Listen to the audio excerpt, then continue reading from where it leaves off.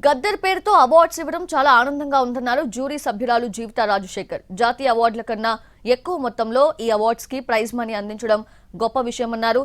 చిత్రాల ఎంపిక ప్రక్రియ ఎలాంటి ఒత్తిళ్లు లేకుండా పారదర్శకంగా జరిగిందంటున్న జీవిత రాజశేఖర్ తో మా ప్రతినిధి రాధిక ఫేస్ టు ఫేస్ ఇప్పుడు చూద్దాం.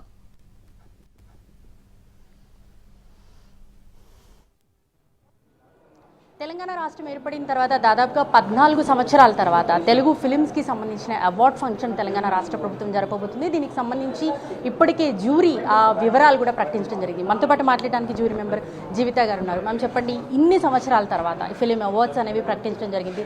సో ఎట్లా ఫీల్ అవుతున్నారు? మీకున్న ప్రెషర్స్ ఎట్లాంటివి జ్యూరీ సభ్యులుగా ఉన్నారు? జ్యూరీ సభ్యులుగా ప్రెషర్స్ నిల్లండి. We never had any pressure. And first awards జరగడం అనేది మటుకు 14 ఇయర్స్ తర్వాత చాలా చాలా ఒక సంతోషకరమైన విషయం. ఎస్పెషలీ ఫిల్మ్ ఇండస్ట్రీలో ఉన్న వాళ్ళకి ఈ స్టేట్ అవార్డ్స్ అనేది చాలా పెద్ద బూస్ట్, చాలా ఒక పెద్ద ఎంకరేజ్మెంట్.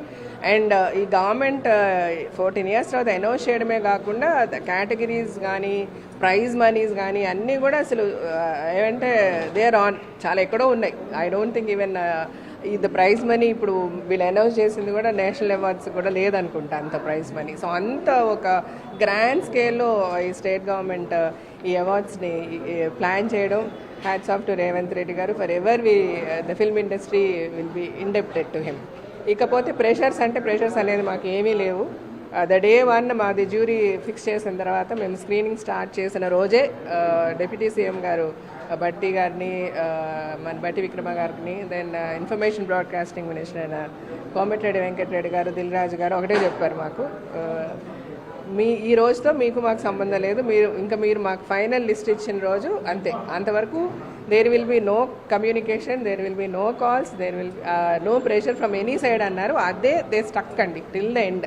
నిన్న మేము సీఎం గారికి వెళ్ళి ఒక క్లోజ్డ్ కవర్ మా ఒపీనియన్స్ ఇచ్చేంత వరకు కూడా we didn't see any of their faces or we never heard any of their voices. So the jury had all the freedom. మేము మా జ్యూరీ డిసైడ్ చేసి ఆలోచించి నిర్ణయించుకొని ఇచ్చిన అవార్డ్సే ఇది. ఈ పండగ ఏ రోజు జరుపుకోబోతున్నారు, ఎట్లా నిర్వహించబోతున్నారు? జూన్ 14th కదా, not 12th. No 14th. June 14th అండి, హైటెక్స్లో చేస్తున్నారు.